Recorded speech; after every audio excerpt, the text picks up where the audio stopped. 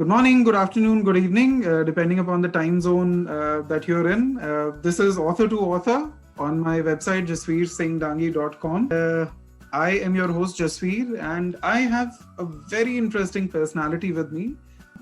She was born in Jamaica. She had spent her initial years over there, and then she's been in Canada for over 50 years. And she's the author of the Henrietha book series and Waiting for the World to Change book series. Let's talk to Joyce and know more about her books and herself. Joyce, welcome to the podcast. Well, thank you very much, Jazz. Thank you very much for inviting me. My pleasure, Joyce. And Joyce, just tell our listeners something about yourself, other than what I have just informed them. All right. Okay. Well, as Jazz mentioned, that I've been here in Canada for over 50 years, but I haven't been just in Toronto. I've been in New York City for a few years. I spent some time in Montreal. Yes, and also I stayed in Florida for a little while. So yes, I've been around, and I really enjoy, being in Canada because, Canada is a really kind of peaceful place to be at. Yeah, truly. Canada is indeed, peaceful. You graduated and you worked as a computer programmer and operator before becoming an author. So tell us something about that experience. Well, it was also great because, as a matter of fact, I haven't mentioned, but, in the early days, I did nursing. And from there, I find it was depressing working at the hospital and seeing people dying. So I thought, well, it's easy for me to work with in the office. And so I went back to school, went to college into computer programming and operation. And I've worked with some major company in Canada. And after working, got some money together. Now I'm retired, and I decided, matter of fact, before I retired, I started to write my book because there was so much heavy burden in my heart with so many things that I just need to, put on the paper just for others, just share my life story with other people, because sometimes writing can just make you free, just give you a peace of mind. And that's why I just decided to empty my heart out on the paper. Right. I mean, I truly agree with that. Writing can actually bring a lot of peace.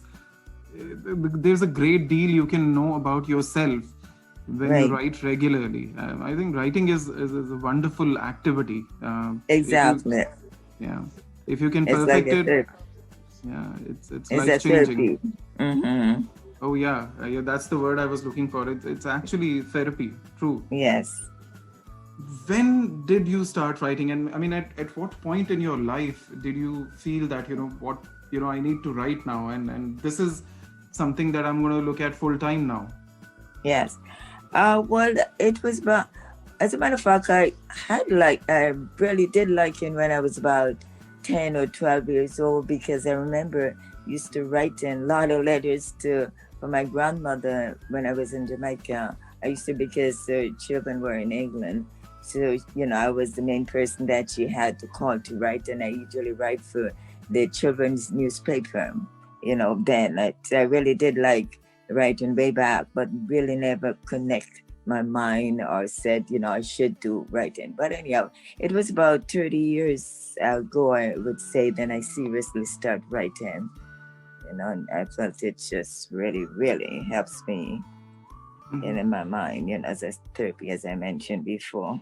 And Joyce, do you agree that in about 80s or let's say early 90s, parents would encourage their kids to write, something like a daily diary or maybe a daily journal? That is kind of lost these days, because of all the technology. Exactly. Yes, I do find it that way. And I find that these days, children don't spell as much as when we were young, because we have a dictionary we have to learn. But nowadays, you started to write, and all of a sudden, it corrected. There's an app that corrects the spelling for you. Oh, yeah. I remember the good old days when you had a difficult word, and I come from a non-English background. Hindi or our regional language is what we normally speak in India. Right. And the fact is that we are the largest English. We have the largest English speaking population in India after the US. But the fact is that we have our own mother tongue, we have our own regional languages, and English is kind of a second language everywhere. Right. And that changes when you get into the corporate career. But I remember those days when, I used to read newspaper, magazines, or my textbooks in the school, and I would find a difficult word. So my only dictionary at that time was either my father. I would ask him, Dad, what's the meaning of this word? If he didn't know, then I had to refer to dictionary, the good old dictionary, the Oxford dictionary. We used to have those huge, bulky dictionaries, and you find the meaning. It was exciting. But exactly. Yeah, today you have the technology and everything is so easy now. Right, that's right. Another thing that we learn in school, that we have to break the word up in syllables, and that's how we get to spell it and pronounce it the right way. Right. Yeah, I mean, I used to find that exciting, but technology is there. We have to change with technology. I guess that's the way of life. Exactly, yeah. Yeah. So Joyce, what was the source of your inspiration earlier when you had started writing, and has it changed somehow? Yes, I would say with life experience it have, yes. As I grew and live my daily life, yes, it have changes. Yes, my experience, it have changes. Okay. And who's your favorite author, Joyce? Well, definitely Joyce reading, What is Joyce reading when she's not writing? Toni Morrison, and I like very much. She's she's a very good writer, author. She's very, very much so. And what is your favorite genre? Mostly I prefer fiction. Okay. Yes. And anything specific in fiction, like romance, maybe love stories, horror? No, I mostly prefer drama. Okay. Yes. Yeah, mostly, yes. Yes, I love a bit of love story, but, I prefer drama. I like to feel that strong, make me I want to cry. I feel for the person a lot. Okay. Yeah. And I'm reading this review, Henrietha, deep, compelling, truthful. This is a book to open your eyes and your heart. Enjoy every page as much as I did. And this is one of the reviews that I was going through when I was reading the book, and it's amazing. It's realistic. It has got the aspects from real life. So do you like that? Writing your stories in non-fiction, or do you prefer fictional stories? Which comes easier to you? I would say fiction. Yes, comes easier. Yeah. Okay.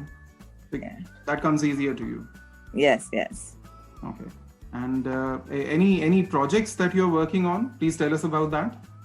Well, I'm working on the last book, and Waiting for the World to Change. That's book 3. Oh, that's book 3. And when is it due to come out? Well, I do have a bit of a review, to go, read over. And then it will be ready for publishing. Yeah. Okay. So hopefully in 2021, we'll get to see the final book. Right. Yes. Hope so. Yeah. Sure. Okay. Please share a few of your favorite lines from your book. Okay. Well, I could read book 1. I don't think you've seen book 1. But, okay. So I can start from the very one. It says, chapter 1, Henrietha. Okay. It all begins in Toronto in the springtime of 1993.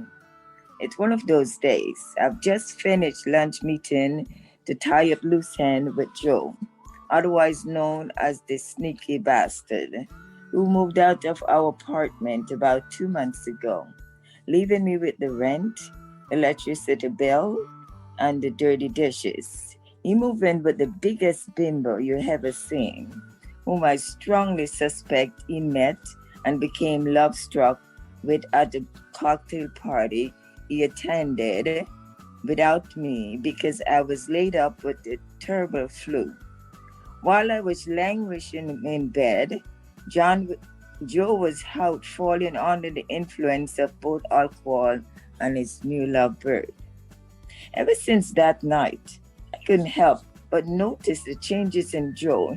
He became as clear as the blue sky that his mind had shifted to a different place. We were connected through habits. We made love every Monday and Friday and have dinner every Friday at our favorite restaurant where we met at first date 10 years ago. Usually we would hardly be in the door on our Friday dinner before he would look at me with a fiery lust in his eyes and virtually rip my clothes off. Honey, you look so good tonight. You're the cream in my coffee, he said. We would be tipsy and shivering with desire as he sailed across the room to land its stop on our sexual silk sheet in our draped love nest. But after that cocktail party, Joe he withdrew from his husbandly duties. In bed, he would simply give me his back, pick up his book from the bedside table, and get lost in reading or pretend to be reading. I'll just stop at that.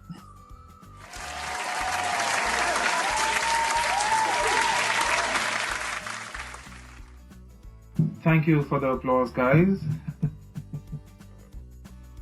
Yes. Do you like using a lot of real life incidents, situations, places, in your stories? I do.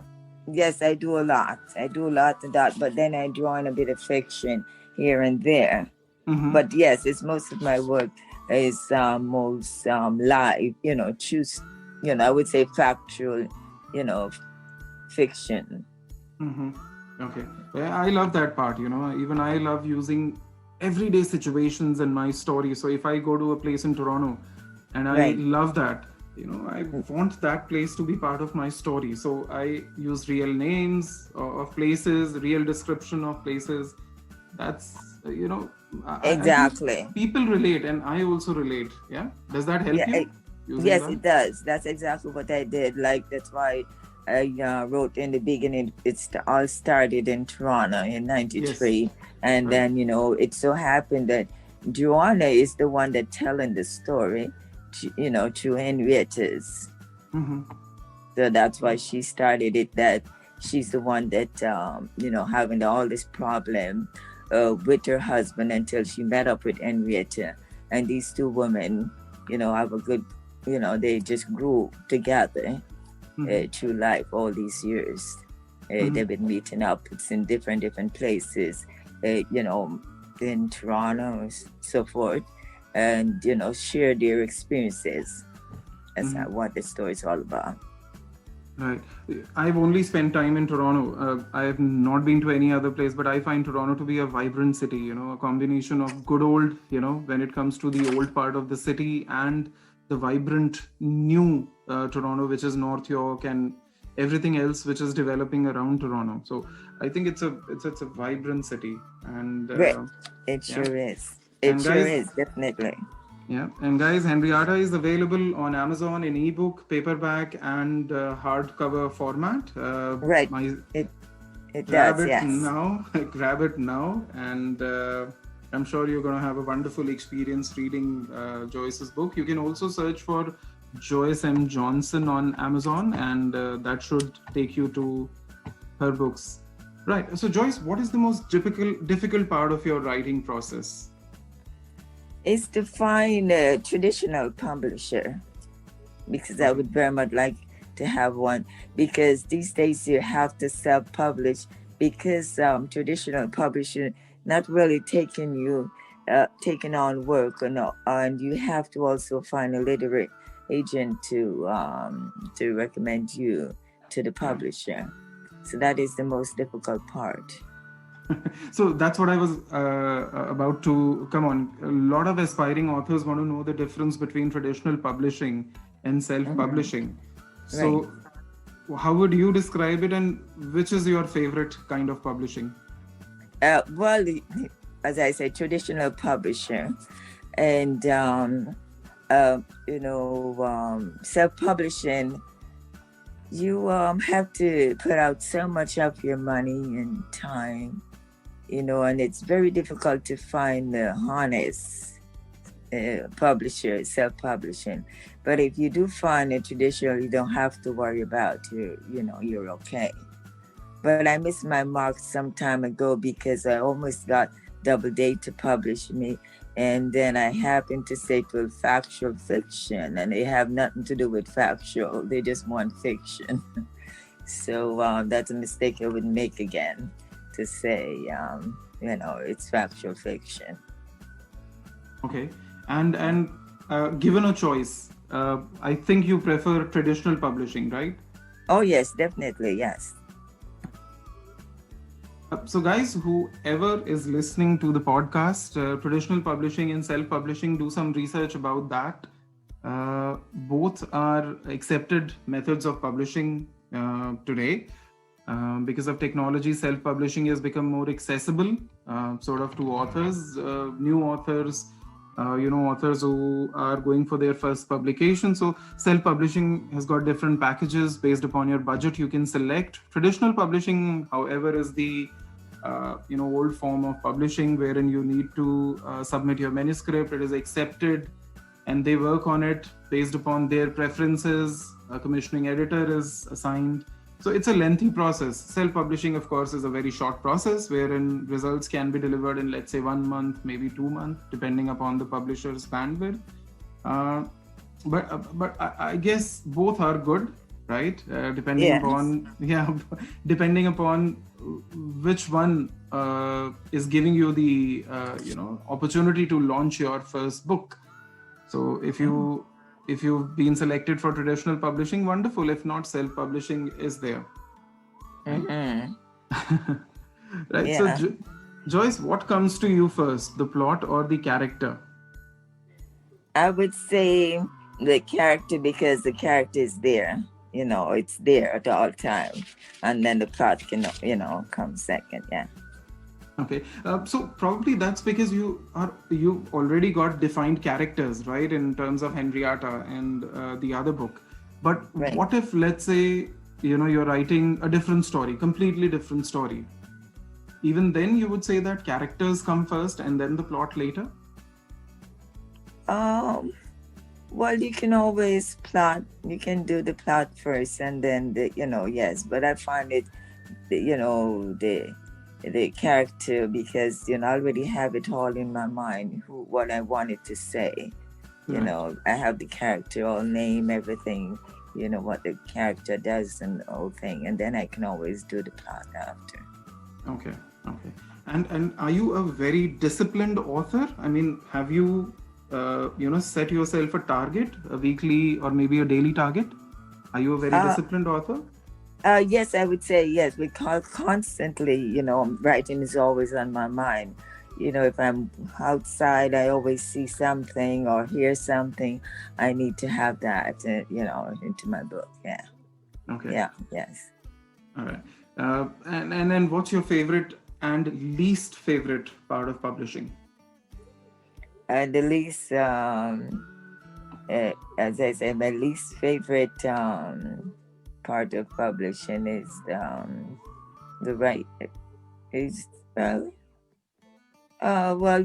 getting a publisher, as I said. Mm-hmm. Yeah. And how do you usually market your book? Because in self-publishing, I believe you have to market your own book. So what methods do you generally use to market the book? Well, whenever you go online, you just have to just the publisher that you choose. It's good to do research on that publisher, because many of them are out there just for the money, not really. They're not keen about your book. Mm-hmm. Just the money they're after. Okay. So you just have to be very careful. There's a lot of scam Yeah. out Select your there. publishers very carefully, right? Yes. Yeah. Yeah. Truly, truly. I think the one that can give you a lot of benefits, including marketing at a very economical cost. This is what I suggest everybody. When it comes to publishing, you need to have a 80-20 model in your mind. 80% Right. of your money should be reserved for marketing, and 20% should be reserved for publishing. So, that's generally the formula that I follow and suggest people to follow. Right. Reserve maximum money for marketing, maximum effort for marketing, and publishing. Of course, if you have a good manuscript, if you worked really hard on it, if your idea is niche, then of course you would find a good publisher at a very economical cost. So I think most people, when they look at self-publishing, they are looking at the cost. Of course, Right. cost is Yes. there. Of course, cost is there, and that somehow overshadows the quality of the book. They Right. spend so much money, but the quality of the book is not there, then the readers are obviously not going to read the book. And if the reviews are going to be there, then reviews are going to be bad. So I Right. think Yes. major emphasis should be on the quality of your story. Get it edited yourself or from the publisher, but reserve 20% of the money for publishing and 80% of the time, effort, and money for marketing. Right. Yes. That sounds great. Yeah. Self-publishing requires a lot of marketing, so that's what I suggest every aspiring author. Hypothetically, if your book is to be made into a movie, which actors do you have in mind who will play the characters of your book? Well, for the Henrietha, I would say Viola Davis. Oh yeah. Our Amazing Octavia Spencer, yes. And Octavia Spencer, I would say for the book Waiting for the World to Change, because Waiting for the World to Change, it talks about a lot of racism and domestic work in that book. And as I said, with the book the help that the both women were in, Octavia Spencer, she did an extremely good acting in the book Help. And a matter of fact, my book is similar to her, because if I had gotten my book out, that was in 2010, if I had my book out before and get the proper promotion, you would say so when you read the Help, you're really seeing my book, Waiting for the World to Change. And yes, and Henrietta, it's a lot of sexual abuse, physical and sexual abuses in the book, Henrietta. Yes, especially her grandchild being abused by both her father, stepfather, and her biological father. So that's a very deep and very hard story for me. Part for me was to write about in Henrietta. It's very, very, very deep. So yes, I would see Viola Davis doing that. It's more like Precious in the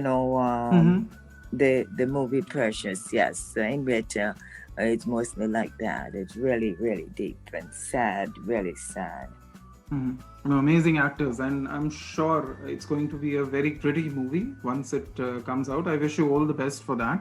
So what is the future for the characters? Are you planning fourth book, or you're content with the story ends at third book?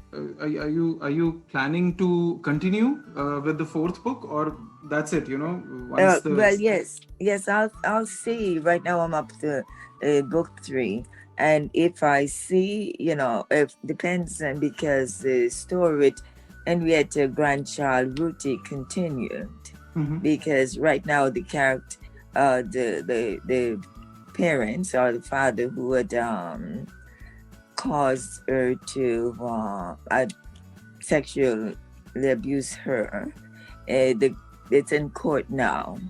Mhm. And so I couldn't write up the ending of what is, until, so maybe it will continue, the character will continue on. And then, as a matter of fact, the poor child had to end up having a sex change because of what she did. So it's really deep.